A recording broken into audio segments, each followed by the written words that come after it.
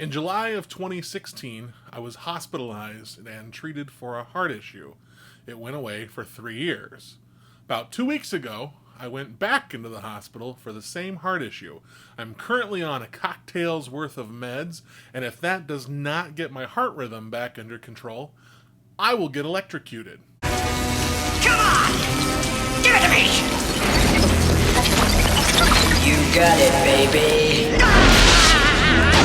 So, let's talk about that!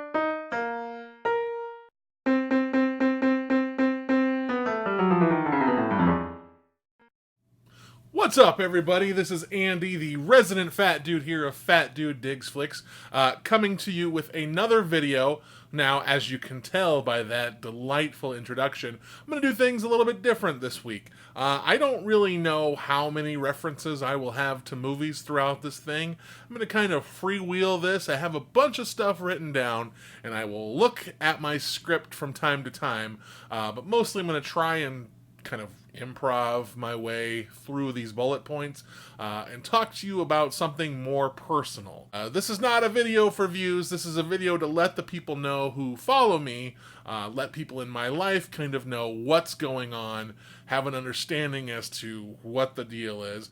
I live this part of my life very much online. My personal life, I'm now in a place where I don't have to broadcast every moment of my life online, but because of that, that leaves questions about, oh, where did Andy go for a few days? Well, I was in the hospital, so that's cool. Yeah, so I'm going to talk about that for a little bit. It's me, so I'm going to try to do so with a little bit of a sense of humor. I don't know exactly what kind of movie references there will be in this, so if you've tuned into this channel and are like, dude, where's your movie reviews? Ready or Not's really good. There's just one more thing, and then you are officially part of the family. So, at midnight, you have to play a game. Why? It's just something we do when someone new joins the family. A game. What game?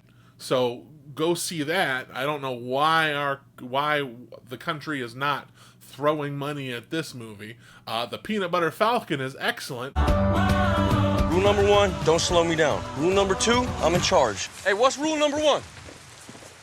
Party? No, not party. So go see that. What are you doing?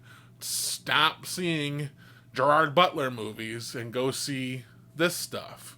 So there's your movie content. But instead today what I'm going to do is I'm going to dig a little bit deeper and I'm going to talk to you about atrial fibrillation.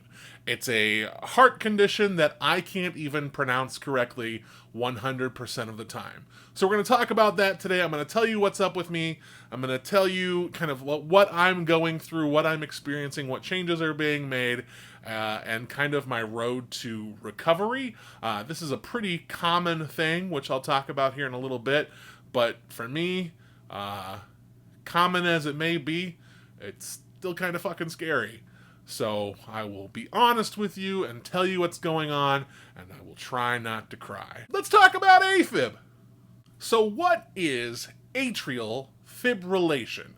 Now, atrial fibrillation, or as I will refer to it through the rest of this video, because it's a lot easier to say, is also known as a-fib. A-fib is an irregular heart rhythm that causes poor blood flow. In this condition, the top chambers of the heart are beating out of rhythm with the lower chambers of the heart. Now, this, of course, causes blood to flow not quite as properly as it would with a healthy beating heart. So that means that there may be blood flow that's being restricted to different types of the body, not getting there as fast as one would hope. And with me being so tall, you can imagine that that's not awesome. A-fib is a pretty typical, pretty common health concern. There are about 200,000 people a year that are diagnosed with atrial fibrillation or AFib. It's not one of those conditions that has super easy to spot symptoms, but for people that do have AFib, they have been known to kind of show fatigue and weakness and can be out of breath. Now, for me, the out of breath is kind of the thing that drew me to the hospital the first time through. I have bronchial asthma, and I've had bronchial asthma for the last 20-something years of my life. I use a rescue inhaler right here like this, and also use another kind of, it's a steroid-based inhaler that helps my lungs stay strong.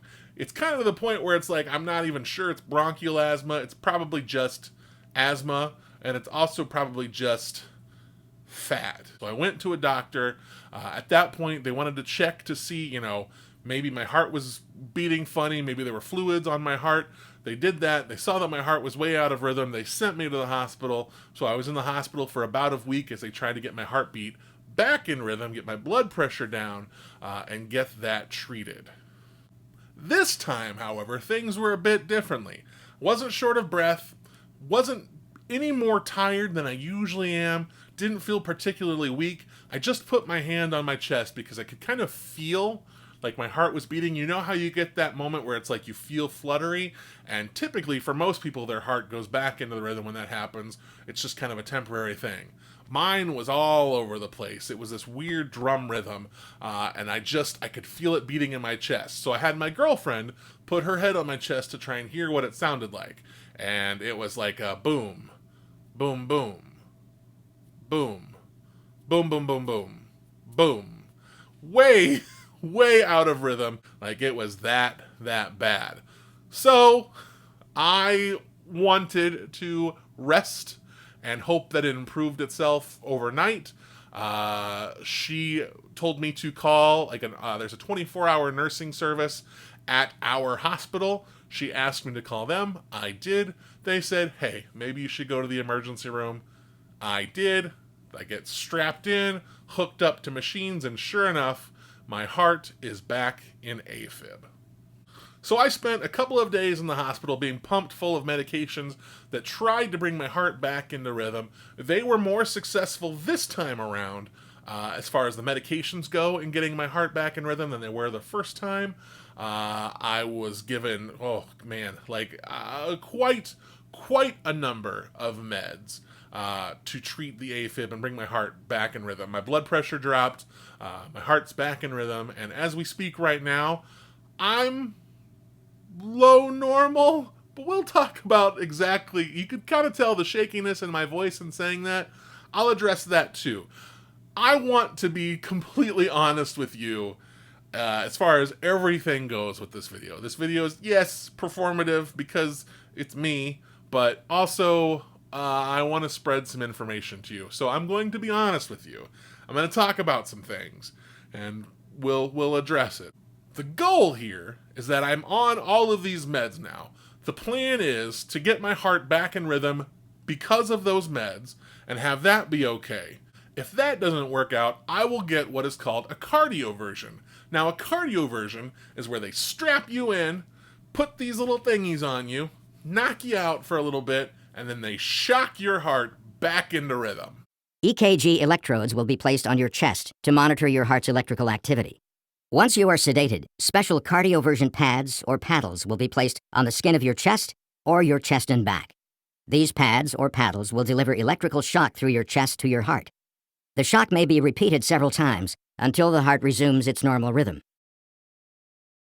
When I was in the hospital, it fell around a Tuesday, and I wanted to stay consistent with this whole Taco Tuesday release schedule. And I was like, oh man, I'm already throwing that shit out of whack. So I filmed a video, but I didn't release it. Here's that video of me in the hospital. What's up, everybody? This is Andy, the resident fat dude of Fat Dude Digs Flicks, coming to you recorded from a hospital in Sioux Falls, South Dakota. So I have what is called atrial fibrillation. That's when your heart is not beating the way that it's supposed to. At that point, I hadn't showered for a few days. and I was feeling pretty gross. Sorry you had to see that, but transparency. So what's the culprit? How did I fall back into AFib if I had it treated and under control for 3 years? I have my theories. And I have probably the real answer, but we're going to save that one for later because that involves a lot of introspection. I was on one medication that is used to treat AFib patients. It's a medication that keeps your heart in rhythm, keeps your heart rate low, keeps everything kind of on the up and up. I'd been on that for 3 years. When I went to the doctor, my blood pressure was higher. So they prescribed a new medication to kind of help lower my blood pressure. They also decided to take me off of this other medication that in my thoughts had kept me out of AFib for 3 years. I was nervous about this because I didn't want to switch over, so I did a little bit of research. One of the side effects of this other medication is that it can cause an irregular heartbeat. I messaged my doctor. I said, "Are you sure about this? I don't really know if this is the right idea." And they said, "Yeah, you should switch it. It's a good idea to switch it. This one should still keep everything under control." 3 weeks later, I'm in the hospital with AFib. Now, I'm trying really hard not to blame them, and I have to tell you why. It's not necessarily their fault. This drug that I was prescribed on, this kind of substitution medication, is one that has been very beneficial to tons of people. This is not just talking to the doctor that prescribed this to me. This is talking to one of my friends who is a nurse. He has seen it many, many times. He has seen that it's a drug that helps keep blood pressure under control and keeps heart in rhythm. So this medication, I really feel like they were doing what they thought was the right idea. You never can tell. Different people are going to react to different medications in different ways. An example of this is that I'm allergic to ciprofloxacin. Cipro is an antibiotic, and in the early 2000s, it was an antibiotic that was really popular in the news for a little while because it is the primary medication used to combat anthrax poisoning. How low can you go? Now, in the early 2000s, I don't know how many of you know this, but this was post 9/11, and we were just scared of everything, and something that was happening frequently is that politicians, news people, various people who were in different kinds of power were being sent these envelopes that was filled with a white powder. That white powder was anthrax, and it got blown up that everybody was afraid that, oh my God, am I going to get an anthrax envelope? It didn't quite turn into that, but a lot of the news started to report on Cipro because Cipro was a medication that could treat that. In my head, I'm thinking, oh shit, if I get anthrax poisoning and I take Cipro, I'm going to die one way or the other. Because when I have an allergic reaction to Cipro, what happens is that my tongue gets itchy, my throat swells up, my eyes swell up. I look like a prize fighter who did not win the prize. And this is a medication that's supposed to help people. So what this kind of goes to show you is that sometimes these helpful medications aren't going to be helpful for everyone. So I can't really blame the doctors because I feel like they were trying to do their best. I can hold a grudge for how they talk to me about it and how they treat me about it, but that they prescribed this medication, they were really trying to do the right thing. And I think the doctors who have since kind of shown that they want to make things better, those are the ones that I'm still like, cool, let's keep doing this, let's figure this out. Now, what are the fears and worries and concerns that come along with being in atrial fibrillation? Now, I have been told many times that AFib won't kill you. AFib won't cause a heart attack. It won't cause you to go into cardiac arrest. I can live. That's awesome. Oh, except for the fact I could clot, and that clot will get stuck, and then boom, bah, awesome stroke. So to combat that fear of having a stroke, I'm on a cocktail's worth of medications, which I think I've told you already.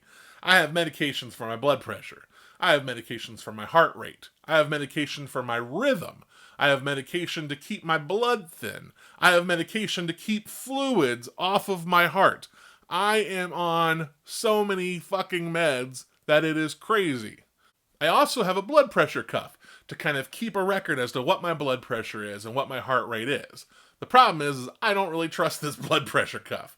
It's kind of cheap, and it's been having a lot of errors, and isn't always, I mean, I don't know, but it sure doesn't seem like it's accurate. If there's anyone who is listening, watching this video that is in the medical profession, I'm curious.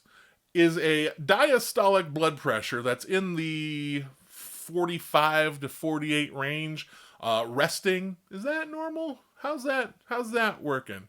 And then if I have a pulse that's in the same 45 to 48 resting, how's that? Like, what should I be worried about? Am I gonna die?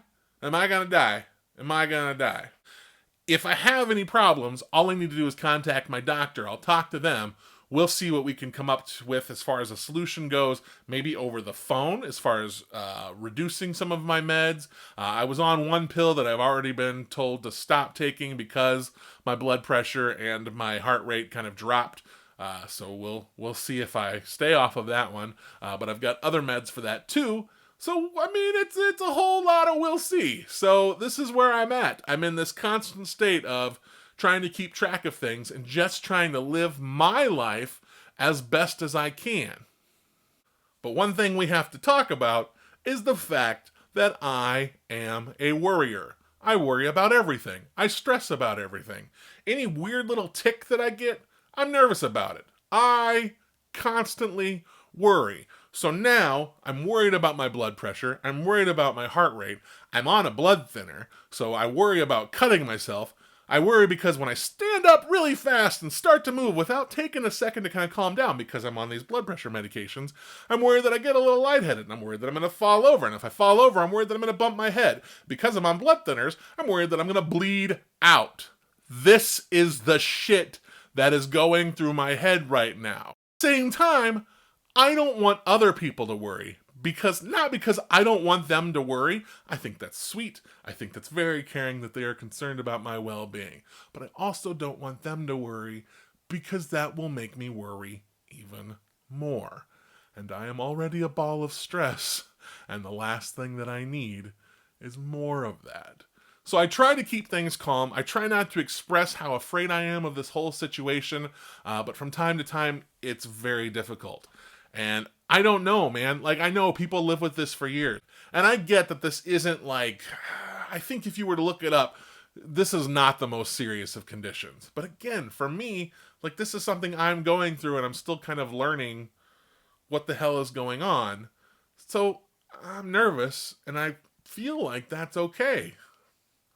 So let me be nervous about it. You can comfort me. Please, comfort me. But let me be nervous about it, because it's scary to me. And yes, this may be a little bit extreme, but right now, this is my reality. And I'm trying to get everything normalized. And I won't really feel good until my blood pressure is at a normal rate for what I consider normal. My heart rate is at a normal rate for what I consider normal. My heart rhythm is normal. So I'm just kind of in this spot where I'm like, cool. So how am I handling that fear? What am I doing to tackle that fear? What am I doing to really make changes so that I don't have to be afraid of this shit ever again? It's time to talk about what the real culprit of this whole thing is. I'm fat. I'm fat. And I don't mean that in a cutesy, look at me being pudgy kind of way. I mean that it's kind of gotten to a point where maybe, just maybe, because I've been fat for so long, it's starting to affect some things. We gotta fix that. We gotta take care of that. It's not the end-all, be-all of what's causing this. The first time I had a-fib, I was in the middle of the biggest weight loss streak that I had ever been on. I had lost about probably over 100 pounds while I was doing this weight loss routine, eating better, exercising, all of that good stuff. Then I kind of fell into this point of turmoil. I had some personal things happen. and things kind of turned around for me. I didn't really feel like committing myself to any of those changes anymore. And when you go through periods of sadness, I don't know if you're like me, but sometimes it just feels right to eat your feelings. And I ate my feelings to a point where I gained all of that weight back and then some. And now I'm at a point where I feel happy again. But even though I'm happy, it's hard to really work up the motivation to work that hard to do this again. And that's not right, and it's not fair, but at the same point, it's just the way that it is. And so, for part of me, I worked really hard once, I don't want to do it again. And that's kind of what prevented me from working hard to try and lose that weight again. Well, this happened. And now, like it or not, I have to accept the fact that that weight that I put back on is damaging to me. And so it's time to fix that. Look, I'm not one of those people that's going to shame anyone for being overweight. I don't even shame myself for being overweight. I look at myself, and most of the time, I really like what I see in the mirror. Yeah, there are things that I want to fix, and yeah, losing some weight would help that. But I don't feel any shame for it. I like me. I like who I am. And I sure as hell am not going to shame someone else who's overweight. And if you shame me for this video, if you come at me and say, yeah, you're fat, you need to lose weight, type away whatever you want to say. I'll type something back. Let's do it. I'm at a point for me, though, where I got to make a change. And it's time. I'm 38 years old. I'm 6'7" and 3/4 of an inch, 6'7" and a half an inch, whatever. I'm 6'8". I'm 6'8". I'm a very, very large man. But the fact of the matter is I'm big. I want to be around for a while. And I got to be big in a way that's healthy. I don't think I'm ever going to be a skin and bones type of guy. I don't think that's ever going to happen. I don't think I'm ever going to be like a 200-pound guy. I'm still going to be a big guy. So fat dude digs flicks will always be a fat dude, but he might be a less fat dude. Now, I'm currently working with a lot of pain. I don't know if it's medication-based or not, but from shoulder to shoulder, anytime that I stand up for a long period of time and anytime that I move, my shoulders get very, very tight and very, very sore. I also am sore in my hips, which I'm sure that is totally caused because I'm overweight. So I want to try and work those things down before I can exercise super hardcore. The goal is to walk on a daily basis and to also do what I did before, which really helped me lose weight in the first place, which was DDP yoga. The way I'm losing weight is by doing something that I've never really been good about. And that is looking at labels like crazy. Now, I've tracked my food in the past, and in doing so, really all I looked at were calories, and staying active would kind of help me reduce my weight. That was awesome. Well, now I'm watching my sodium too. Now, when I was in the hospital, I was on a heart-healthy diet. There were items that I was able to have, and I've kind of based my food intake now around what I was able to eat at the hospital. And so far, that's been pretty helpful. It's maybe be consistently dropping like a pound or two a week, which is good.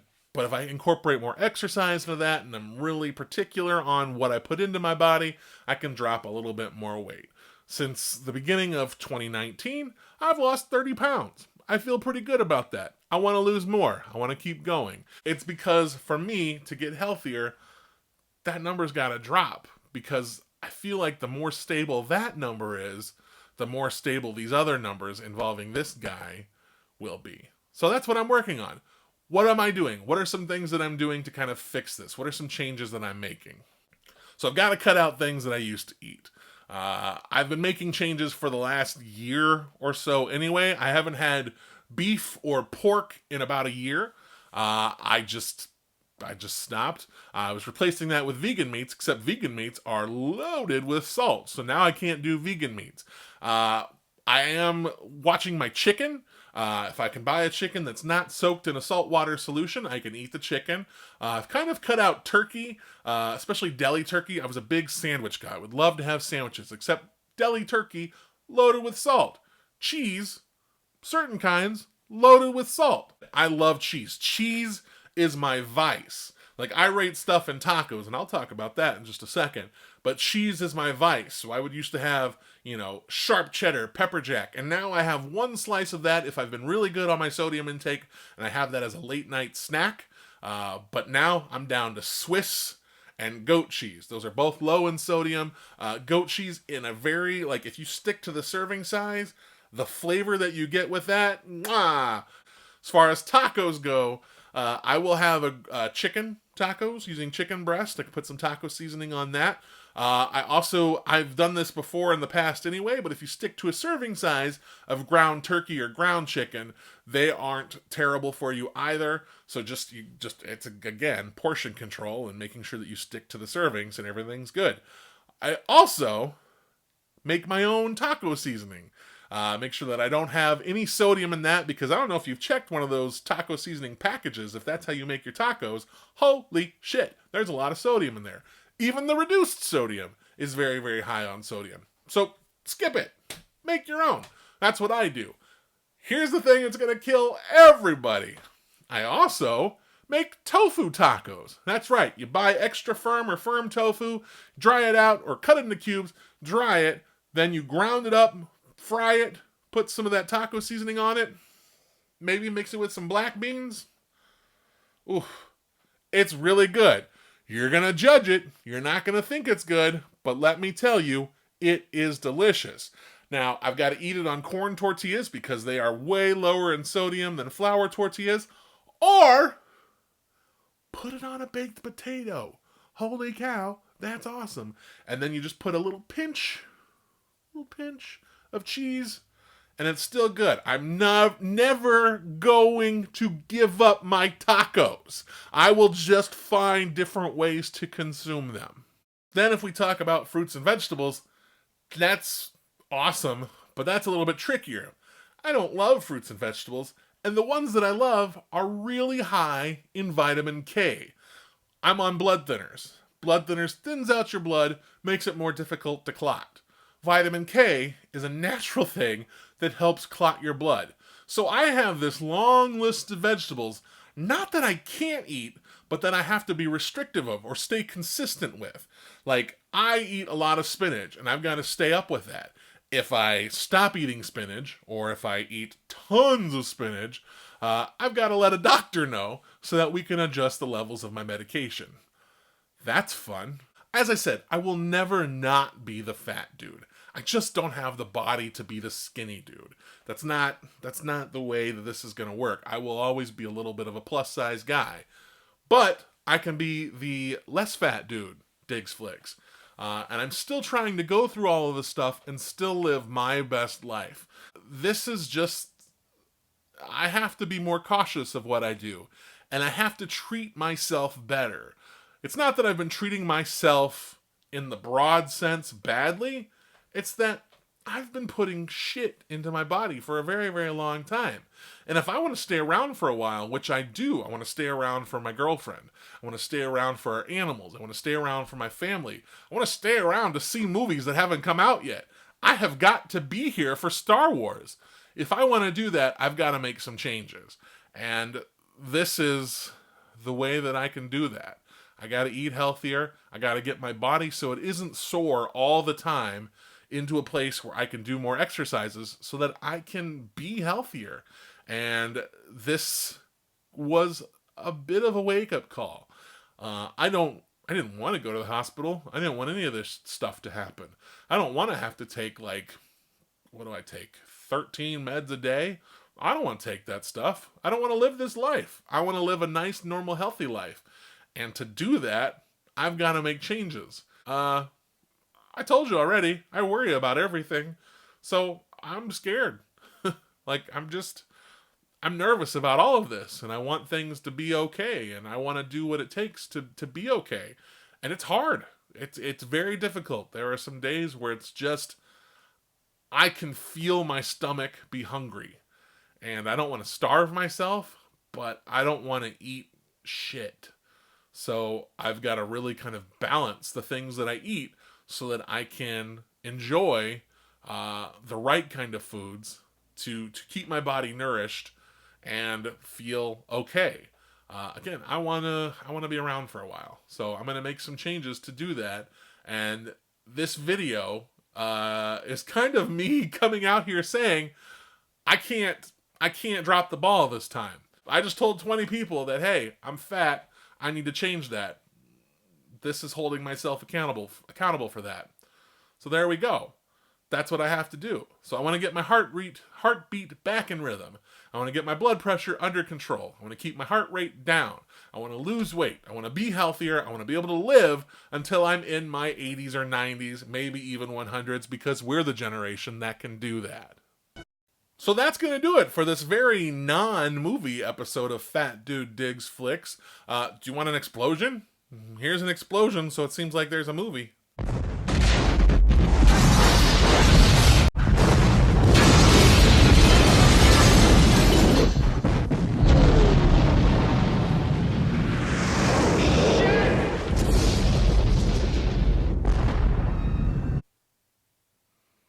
You can find me on Facebook and Instagram, Twitter. You can follow all my stuff there where I am actually talking about movies. I review every single movie I watch.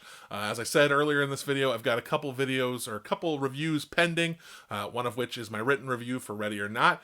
It'll probably be up by the time you watch this video, but as I'm recording it, I have not written it yet. Subscribe to this channel, like this video, comment, all of that good stuff. Share this video. It's about a health concern that it's not something you can catch, but it's something that you can get. So at least staying educated on it is not a bad idea. And that's what I kind of wanted to do. Educate you about atrial fibrillation, and also kind of tell you about my journey to work my way out of it. Hopefully over the course of time, if you subscribe to this channel, you'll watch this get smaller. You can subscribe to the podcast on Apple Podcasts and Stitcher Radio. Again, episodes drop every other Tuesday on Taco Tuesday. If it's a tofu taco, it's still a taco. Thank you so much for watching. If you have any questions, comments, concerns, please shoot an email to fatdudedigsflicks@gmail.com. You can also comment down below in this video. Thank you so much for watching. Have a wonderful rest of your week.